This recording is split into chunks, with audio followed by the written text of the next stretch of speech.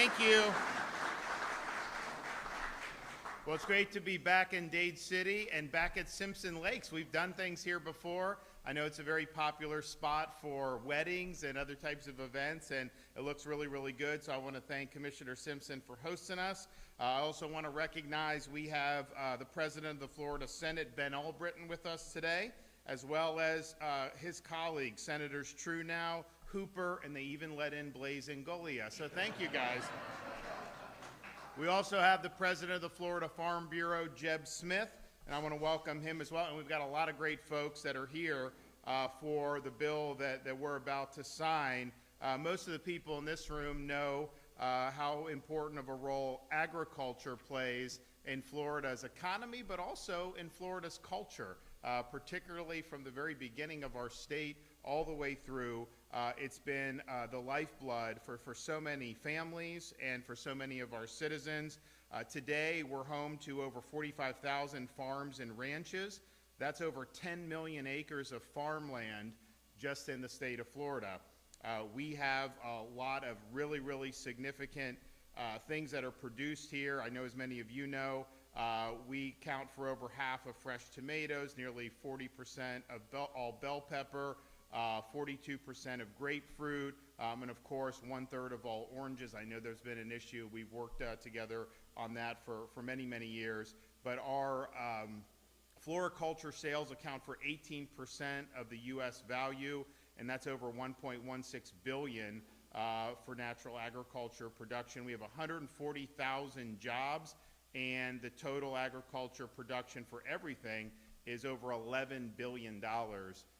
Just here in the state of Florida. So that's a big deal. There's a lot that goes into that. We've been very helpful since my time as governor. I know when the commissioner was in the Senate, we were able to do the Right to Farm bill to update that, to make sure that folks were able to earn a living and to pursue their dreams without excessive government interference. We also have done a lot to preserve farmland. We did the Rural and Family Lands Protection Program. That provided hundreds of millions of dollars for Florida's farming, forestry, and ranch land to be preserved. You know, we've done a lot apart from that too. The Florida Wildlife Corridor. We've done a lot on Everglades. I'm proud that the state's growing, and there's a lot obviously to do, but we don't want the whole state to be a parking lot. We don't want the whole thing to just be cement. We want to make sure that this part of Florida is preserved. And so that's had a big deal. I know the commissioner and the cabinet has worked with me already to protect over 140,000 acres of farmland from being sold. And I think, most of the time it's sold, it ends up being, a housing community or something like that. And look, people want to move to Florida because so many of these other states get all this stuff wrong, that they want to be in a free state. People ask me about, you guys are doing this, you're doing that. How do you guys do it? And I say, well, there's a lot that goes into that. But as governor, I do have a cheat code. I can simply look to California, Illinois, New York, and then do the opposite of what they're doing. And it usually works out pretty good. So we've got a lot of people that want to come, and that's fine. But we also want to make sure that we're doing what we can to preserve an important part of Florida's heritage. We even did something last year on this lab-grown meat. And, people said, let people, choose to do lab-grown meat. And some people said it may not be good for you, it may not be safe, we don't know yet. But that really wasn't the reason why I signed the bill. The reason why I signed the bill is that this lab-grown meat is part of a larger agenda. People like the World Economic Forum, others, they view agriculture as the problem for global warming. They view cattle as the problem for global warming. And so it's not that they just want to give consumers a choice with this. Their goal in pursuing this is to basically drive the cattle industry out of business. And that's not going to happen today. If we had not done the bill, it wouldn't have happened today. It may not happen next week, next year, but that is the goal. So we can sit there and just act like that's not the case, or we can nip it in the bud. So we chose to just nip it in the bud. I'm not playing the games of the World Economic Forum. I want to make sure that we preserve the cattle industry, not only in the state of Florida, but throughout the entire United States of America. And that was one part of a battle that we fought that wasn't limited to agriculture, but had a huge impact, and that's this whole idea of so-called ESG, environment, social governance. We launched a frontal assault against this in Florida many years ago. See, now it's fallen out of favor. At the time, it was like the thing to do. You have these massive companies falling all over themselves to try to do ESG scores. What's this? What's that? And part of the ESG was they really wanted to kneecap the way farmers did their jobs. A lot of the things that go in to modern agriculture, they did not want to even allow that to happen. That was their ultimate vision with some of the ESG stuff. And so, it went just beyond agriculture. It went into a whole bunch of other things where big corporate financial institutions had to have like DEI policies. You had to have all this other stuff. And you know, some people said, well, ESG, it's private sector, let them do what they want. The problem is these weren't just business decisions. They were trying to change our society. They were trying to change policy, basically, without ever having to get elected to anything, without ever having to go through the process and actually do that. They just wanted to kind of collude together, asset managers, big companies, all that, and impose this worldview through the sheer force of their economic power, and that was unacceptable. So we stood up against it in our pension fund and all across all avenues that we could, when it really wasn't popular to do so, when we were going up against some pretty powerful institutions. But I can tell you today, the number one reason why you don't hear as much about ESG is because Florida was really the one responsible for killing ESG when we took our stand. In fact, you know, the head of BlackRock was, you know, he was kind of the visionary behind it, and then he was asked like last year, like, well, you know, ESG's kind of falling off. So you got guys like Governor DeSantis, they've made it toxic because they're always out there criticize. But it's true, we really led the charge on that. That had huge impact for our society, but it definitely had major ramifications for our agriculture community. And so I was glad to not only lead those efforts, but have a lot of support for folks in the Florida legislature at the time. And we got it right in Florida, and other states have followed. And now, under the Trump administration, people don't even talk about ESG anymore because the tide has shifted.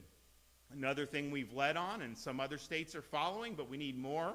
We also need to see the federal government do something similar, is we passed historic legislation to protect agriculture lands from the encroachment of the Chinese Communist Party. I don't want China owning farmland in the state of Florida or anywhere in the United States for that matter. It's too important to our sustainability as a people, as a country, to allow a hostile Communist Party to take control of this. And you know, when they buy it, it's not going to say the Chinese Communist Party buys this. No, I mean, these are front groups and all this other stuff. And we've done a good job on that legislation to really police that. So we were probably the first state, you know, on all these things, usually we're the first, but if we're not the first, it's like we're like second or third, and it's just because some other states have earlier legislative sessions than we do sometimes. But we were definitely leading the charge on that. And we've done that, and so that is something, and it's not just farmland, that's something that's important. It's by any land near critical infrastructure. Our military bases. Why do we want the Chinese Communist Party to be buying land near our military bases? Or utilities and plants, power plants. Of course we don't want to do that. So I'm glad that Florida was able to lead on that. Now it brings us here today, SB 700, is the farm bill for the state of Florida. It does a lot of things that I think a lot of people are really going to be happy about. One, and we've already did an event on this, you know, you've had this debate, and really Florida's led on this too, partially because our Surgeon General, Dr. Joseph Ladapo, has really led the charge by going to counties and saying forcing fluoride into your water is actually not good. There's risks associated with that for pregnant women, for young people, for kids. And yes, use fluoride for your teeth, that's fine, but forcing it into the water supply is basically forced medication on people. They don't have a choice. You're taking that away from them. And so he really led, you had a lot of county governments, including Miami-Dade, that were saying we're not going to force the fluoride into the water. people want to use it on their teeth, great, you know, but it's readily available now. And so that led to this being put in the Farm Bill to say, you know, that local governments cannot engage in this fluoride forced medication. So the counties that did it are great, but now that's going to apply statewide once we sign the bill and it formally goes into effect. And it raises a larger issue about, and I think we saw a lot of this with COVID that we had to fight back against. They had certain views. You know, you should wear a mask when you're outside in 95-degree temperatures. No, thank you, but that's what they were saying. They were saying that kids should get a COVID mRNA shot, even though we still don't have data to this day to justify doing that. And so they tried to push a lot of policies on people.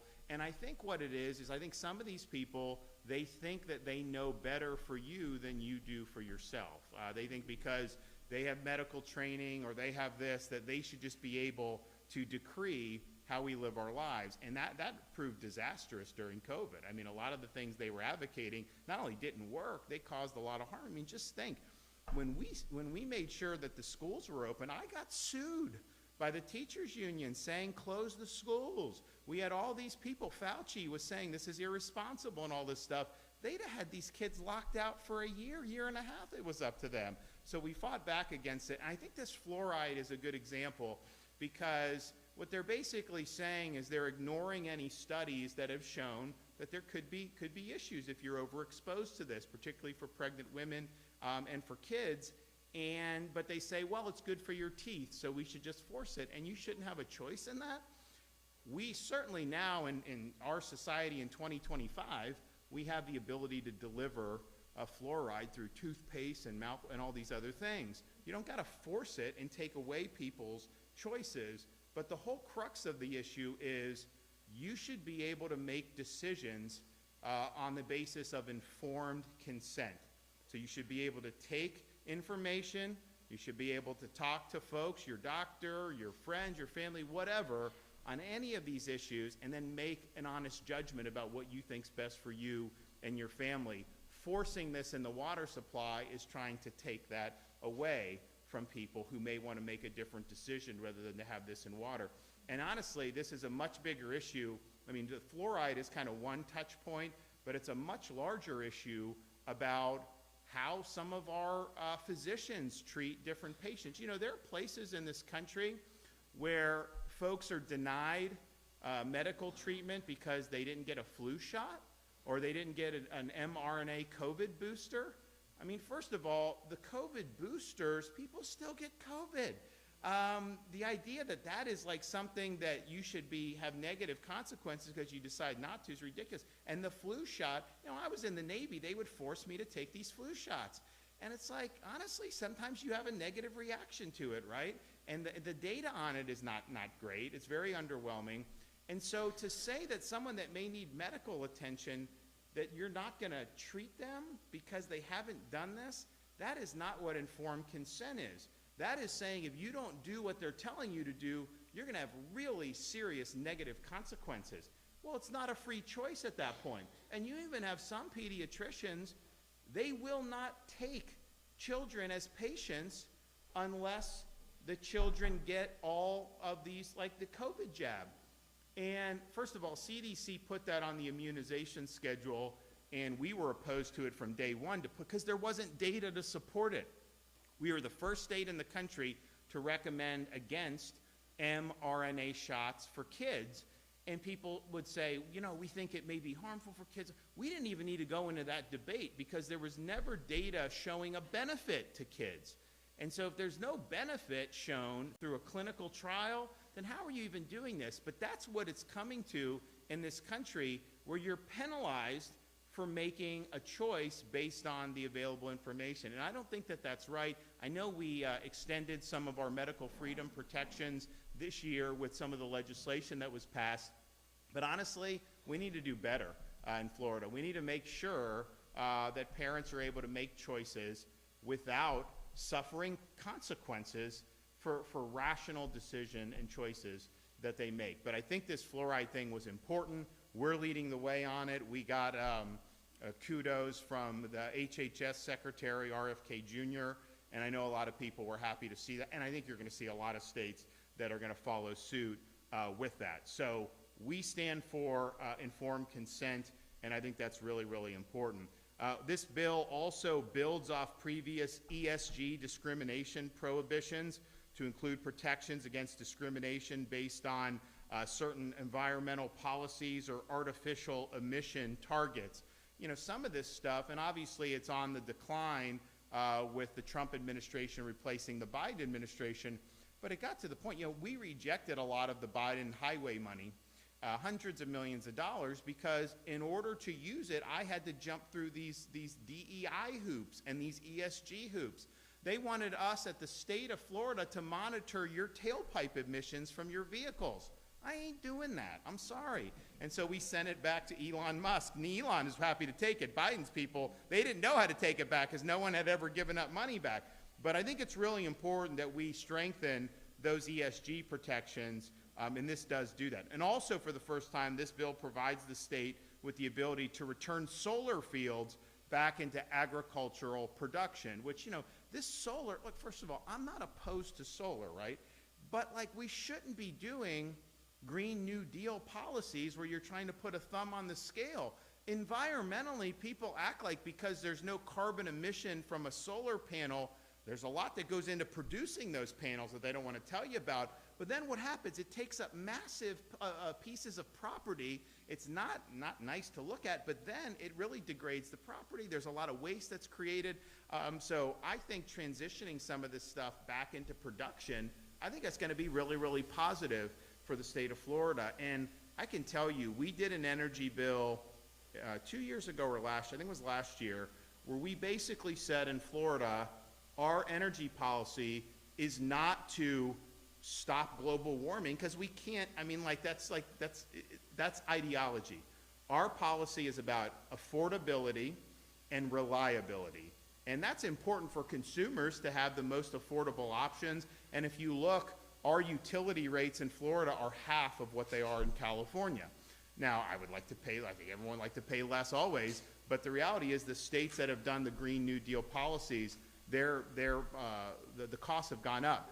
But reliability, you guys have been through, we had Helene, we had Milton, those further south, we had Ian in 2022. We've had 6 major hurricanes in 7 years in this state. And, you know, we had 10 years where we didn't have any hurricanes, right? And historically, that's the way it goes. You tend to get some, and hopefully we're beyond that, and hopefully we've got a little runway here. But the reality is one of the best things that you can do, apart from the emergency response if anyone's life or safety is in jeopardy, which we do very well at the local level and at the state level working together and have saved a lot of lives.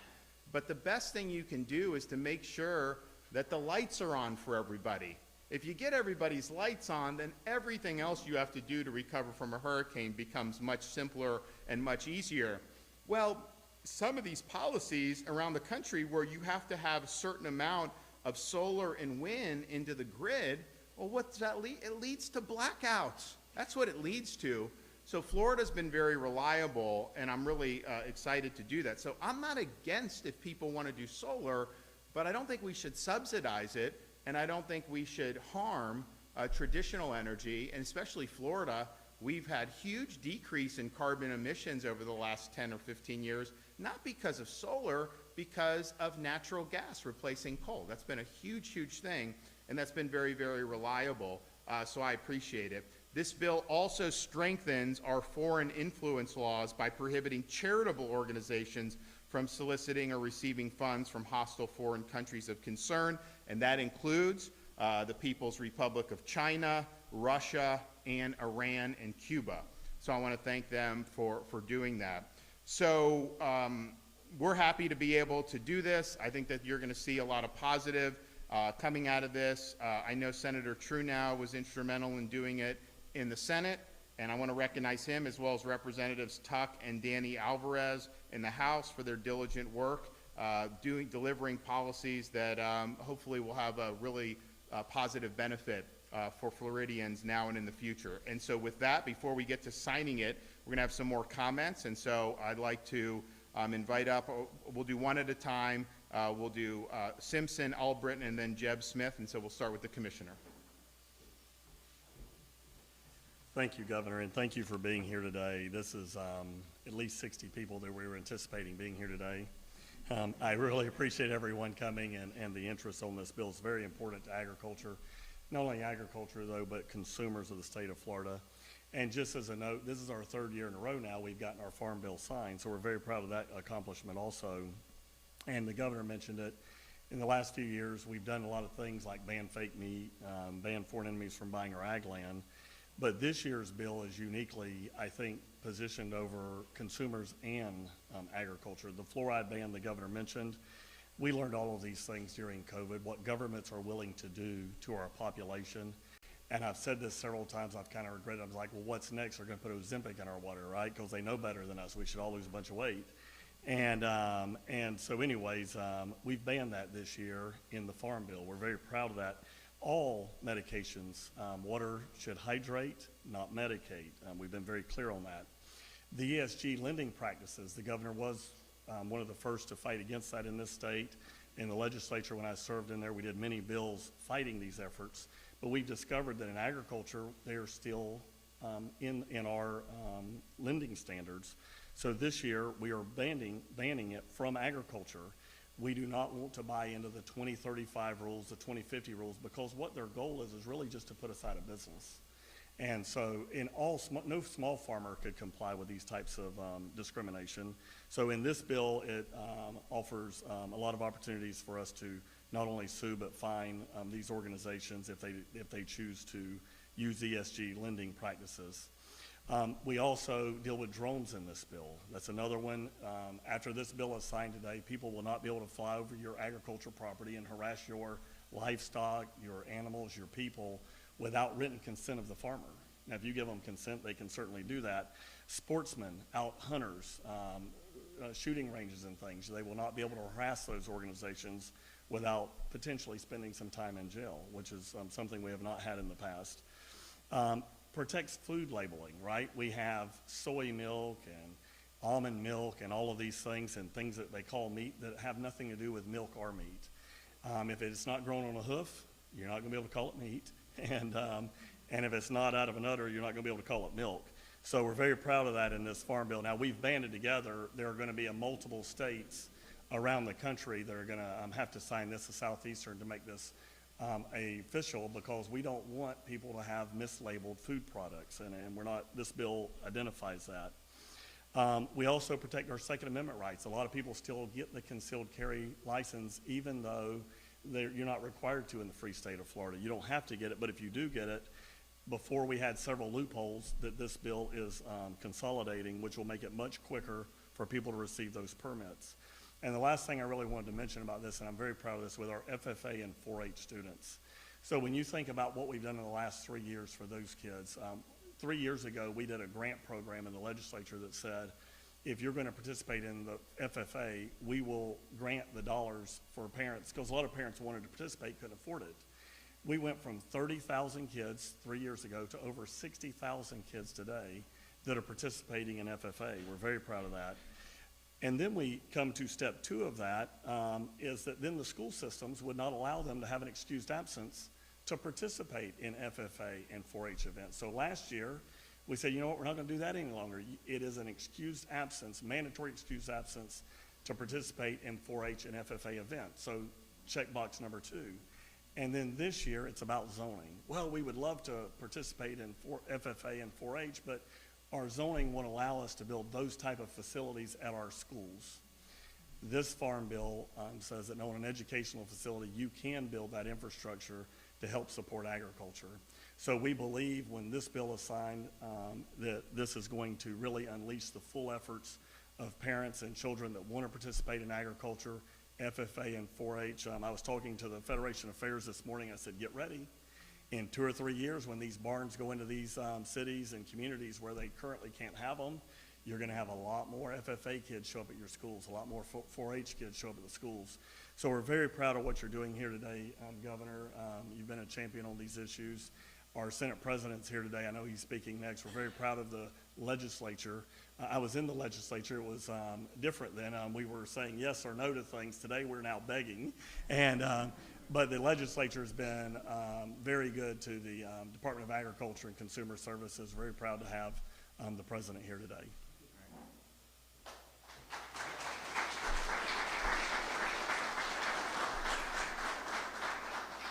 And just before I turn it over to Ben, you know, on this, because Wilton raised this issue of things like soy milk and all this stuff. First of all, I don't do any of that, right? I mean, I do milk and meat, and that's like kind of how I am. And I think a lot of people are like that, but others are not. But I will tell you this, whether it's legit or real or not, the one experiment I know is that there was one day where our kids in second, first, and pre-K, and they were probably even younger then, that they were very hungry, and they asked their mom to please make them macaroni and cheese.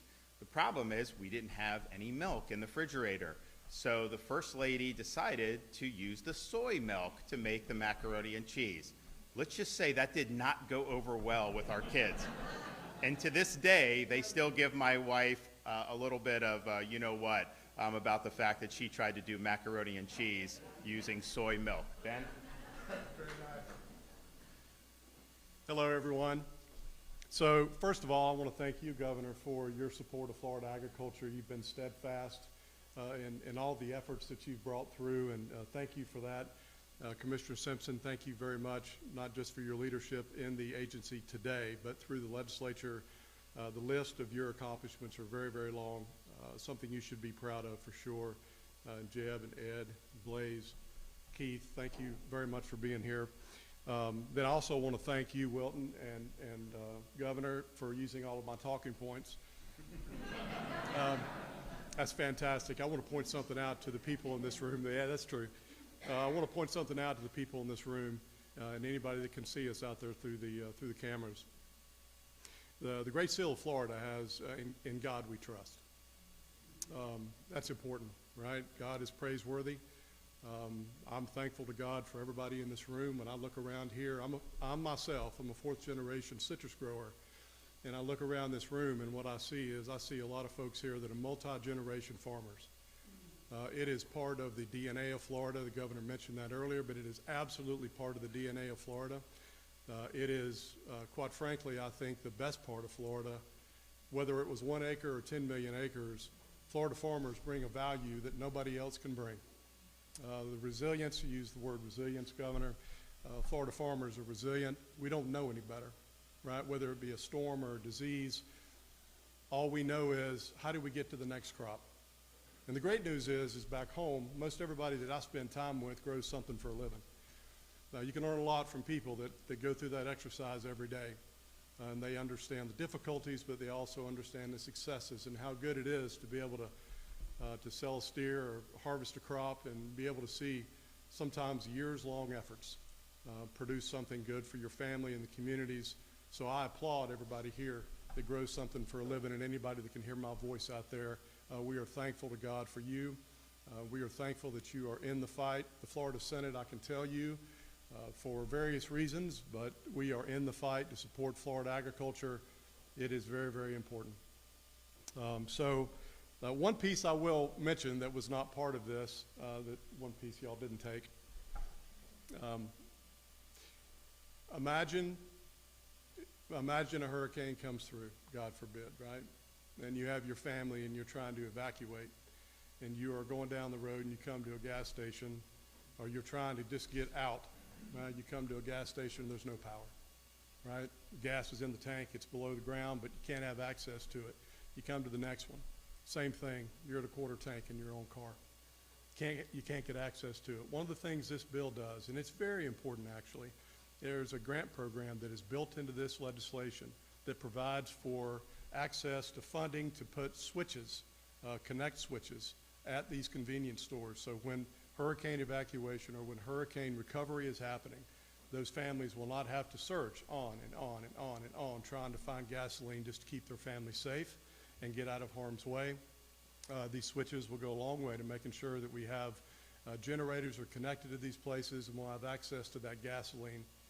And the last thing I'll leave you with is this. and this is very important.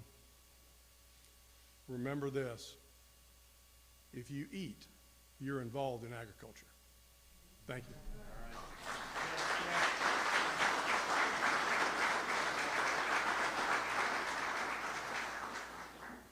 Well, I tell you what, it blesses my heart to see such a large group of folks, and Governor, from all over this state, from ranging in ages and commodities. Thank you all for being here and showing the importance of what this is to Florida agriculture. Give yourselves a round of applause on that. I want to say thank you, Governor DeSantis, for signing this today. Thank you, Commissioner Simpson, for your leadership, and others as well. It is truly an honor to be able to stand alongside leaders who govern, and I will say by upholding our values and by conviction, consistently putting Florida and its people first. You know, agriculture is not only the backbone of Florida's economy, it is the cornerstone of our national security. You know, from fresh produce on our tables to the fiber and foliage that support countless industries, Florida farmers and ranchers work tirelessly to feed and supply not only our state, but the entire nation. Their work is vital, and it deserves policies that protect and strengthen their ability to succeed. The Florida Farm Bill is a critical step in that direction by addressing essential needs, such as, and one thing that wasn't mentioned, our workforce housing for legally verified agricultural workers. This legislation ensures that our farmers have access to a stable, dependable labor force, and it supports those who follow the law, contribute meaningfully to our communities, and help keep our agricultural economy thriving. You know, we commend Commissioner Simpson, Senate President Ben Albritton, House Speaker Danny Perez, Senator Keith Truenow, and Representatives Kaylee Tuck and Danny Alvarez for their leadership and commitment to this issue. Their work on the Florida Farm Bill directly supports agricultural production in Florida, and Governor DeSantis' broader efforts to combat illegal immigration while also assuring adequate employment by providing the workforce required for our state's agricultural industry. By prioritizing legal workforce solutions, this bill reinforces the governor's mission to protect Florida communities, uphold our legal standards, and put Floridians first. This bill is the result of exceptional, great leadership in Florida, targeting practical and deeply supportive of both our economy as well as security interests. We are proud, as Florida agriculturalists, to stand behind the Florida Farm Bill, Governor DeSantis, Commissioner Simpson, and the legislative leaders who have made this a priority. Thank you all for all that you've done. Okay. All right.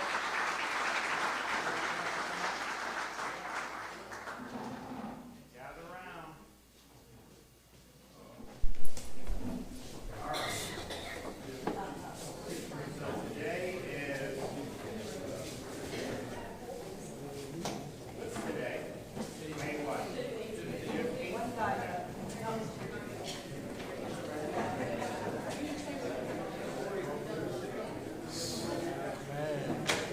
Put your phones down, please. Please. Thank you. Hey guys, if you could put your phones down, please, all the photos will be available.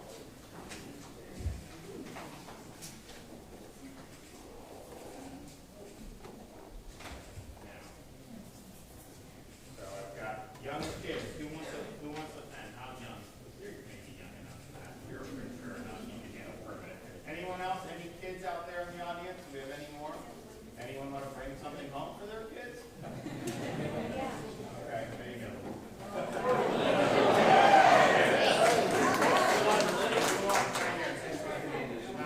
These are the normal ones, so you guys want anybody? One more. All right, here we go, guys, right here.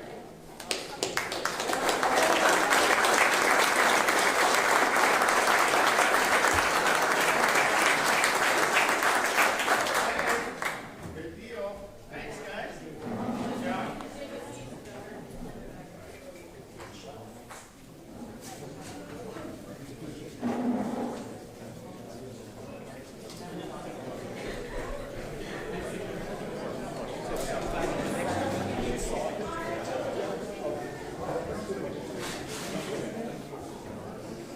All right, well, good work. I'm glad you got such a great turnout. I want to thank everybody who does a lot of important work for our state. It's an important industry, important for the culture, and I know a lot of folks, it's funny, there's a lot of people in this country that think of Florida and they think of Disney World or Miami Beach and like that's it. And they don't even realize, that we have major cattle industry. I guess people know citrus, but some of the other stuff people don't know. So it's a great story to tell and a big part of the state's culture. Okay, do we have any questions? Governor, do you view your appearance here with Senate President Albritton today as a sign of unity between you two as you have criticized the House and the negotiations continue? I think it's more just the fact that there's things that are important here. I mean, I've been very passionate about the fluoride issue. I think it's important to not have forced medication. We have worked well together. I think he's somebody that is trying to do the best he can to represent his constituents, to obviously manage his caucus, and then ultimately to do what's best for Florida. And I think that's the way, it should be done. And quite frankly, that's been the way that that has traditionally been done in Florida over these years I've been here, for sure. Look, I'm very frank when I see things in the other chamber that I don't think are consistent with what the voters sent them there to do. But ultimately, this stuff all works itself out. Governor, do you plan to sign House Bill 6017, the one involving medical malpractice allowing relatives to sue if there's a death? No, because it would cause malpractice insurance premiums to skyrocket. The folks that we talked to universally said that. And the thing is, you can sue, right? That's a misnomer. You can sue for economic damages. What they want to do is to sue for non-economic damages. What that is going to do is that's going to lead to a flood of lawsuits against practitioners and against hospitals. Malpractice premiums are going to go up. It's going to be harder to recruit physicians into Florida, and ultimately healthcare costs will go up. What I suggested that was done, and I know there was some support of it in the Senate, is that if you had caps on the amount of damages people could seek, that would disincentivize a lot of jackpot justice. And so if you had situations, you already can do economic damages, then you would be able to do non-economic, but you would not be able to kind of hit the lottery. You would be able to potentially get within the realm. And so that, I think, is what's missing. And, we've spoken with a lot of folks in the healthcare, hospitals, physicians. It was pretty overwhelming in terms of the concern, that they had on it. If there were caps on that, then it would probably be something that people would be able to live with. But when Governor Charles signed the reforms back in the early 90s, because this undoes what Governor Charles signed back in the early 90s, we had massive malpractice insurance crisis in Florida, and we still have very high premiums for malpractice insurance. Part of it is, we've had a lot of litigation over the years. We did have caps that were put in that the old liberal Supreme Court said were not constitutional. I don't think that was the right decision, and I don't think this current court, would reach the same conclusion. But that was done because they were dealing with a crisis. And I understand, obviously, and as somebody who respects physicians, I also lived through COVID, and I understand that they get things wrong.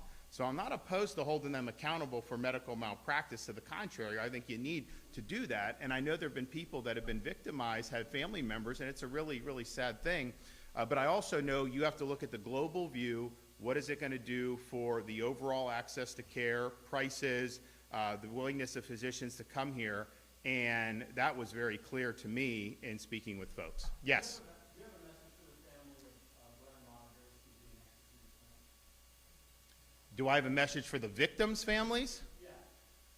Well, the victims, part of the frustration of this, I support capital punishment because I think there are some crimes that are just so horrific, the only appropriate punishment is the death penalty. And I know there's some people that disagree with that, and that's fine, but that's my judgment. The problem, though, is that, these folks go through, and it takes forever to be able to do this. And I want to have process, and the courts don't always get it right, and if someone is wrongfully convicted, you want there to be a backstop for sure. But man, the fact that it takes so long, so I think in most of the families that I've spoken to who've lost loved ones at the hands of really brutal killers, there's just always that frustration with waiting. And it's like you never get closure.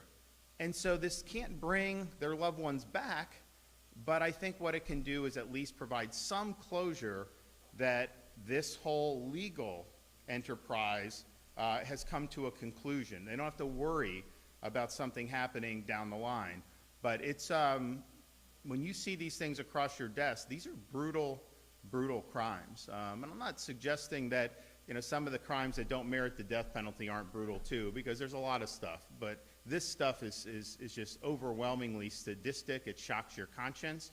And that's just not the way that a civilized society can function. So part of it is an appropriate punishment. Part of it is it expresses the outrage of the community, because if you do something less than that, then potentially you're sending a signal that, yeah, it's bad, but not as bad as it could have been. No, these are the worst of the worst, and we're very united in doing that. So we have a lot of sympathy for the families that have had to go through these ordeals. It's not easy to lose a loved one. I mean, some of these folks, you know, had brothers, sisters, children, nieces, nephews. I mean, it's really, really bad stuff. So we're working through these cases. We take everything very seriously. It's an obligation I have as governor to oversee it. There have been times when we've had things and there were some people had questions, but anytime we go forward, you know, I'm convinced that not only was the verdict correct, but that this punishment is absolutely appropriate under the circumstances. Thanks, guys. We'll see ya.